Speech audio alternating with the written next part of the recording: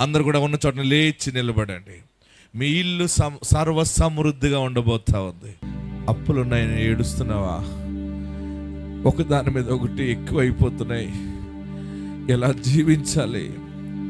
నా వల్ల కాదు, నేను ఇలాంటి బ్రతుకుతానని కలలో కూడా ఊహించలేదని ఏడుస్తున్నావా?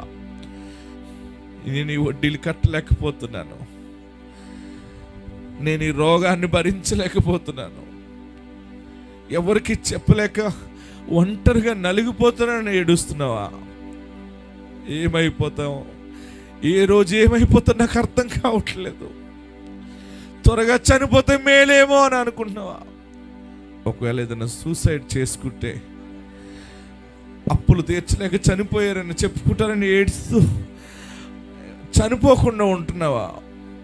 లేదు, ఏదో ఒకటి జరగాలి, ఎటైనా పారిపోదామా, నా అనే వాళ్ళు తెలియకుండా ఉన్న ప్రాంతం వెళ్ళిపోవాలని ఏడుస్తున్నావా?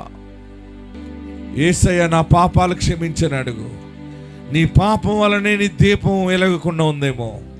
అయ్యా, నా పాపాన్ని క్షమించు, నన్ను పరిశుద్ధపరచు. చేయకూడని పనులు చేశాను, మోసము చేశాను, వ్యభిచరించాను, దొంగలించాను, పాపములని పొర్లాను.